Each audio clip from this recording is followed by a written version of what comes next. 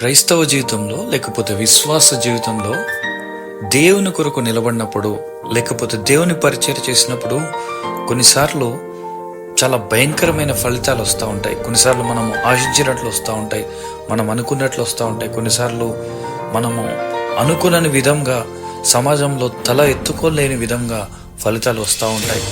అప్పుడు చాలా నిరాశ చెందుతాం, నిస్పృహకి లోనవుతాం, లేకపోతే కృంగిపోతూ ఉంటాం. కొన్నిసార్లు దేవుణ్ణి అవమానించవచ్చు. అయ్యో దేవుడు ఎందుకు ఈ విధంగా చేశాడు అనుకోవచ్చు.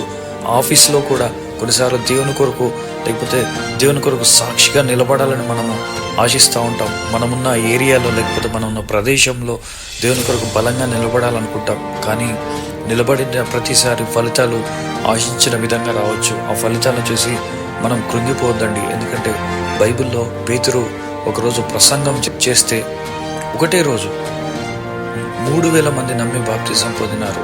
కానీ అదే కాలంలో అదే సమయంలో స్టెఫెన్ గారు కూడా నుంచొని సమాజంలో మరి తను ప్రసంగం చేస్తే సువార్త ప్రకటిస్తే వారందరి మధ్య సువార్త ప్రకటించినప్పుడు అతన్ని రాళ్లతో కొట్టి చంపినారు. అతను హతసాక్షిగా అయ్యాడు. ఫలితాలు వేరువేరుగా ఉన్నాయి. ఒక్కోసారి విశ్వాసికి ఒక్కొక్కరికి ఒక్కొక్క విధంగా ఫలితాలు వస్తాయి. మన తోటి సహోదరుడికి లేకపోతే సంఘంలో ఒక్కొక్కరికి ఒక్కొక్క ఫలితాలు వస్తూ ఉంటాయి.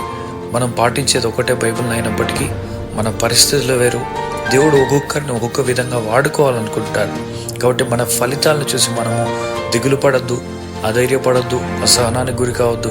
మనం విశ్వాసంతో దేవునిలో ముందుకు వెళ్ళాలి. ఎక్కడ కూడా దేవుడిని అయ్యో ఎందుకు దేవా ఈ విధంగా చేసావని మనం ఎక్కడ కూడా దేవుని క్వశ్చన్ చేయడానికి లేదండి. కేవలం దేవుని వైపు చూస్తూ విశ్వాసంలో ముందుకు వెళ్ళాలి.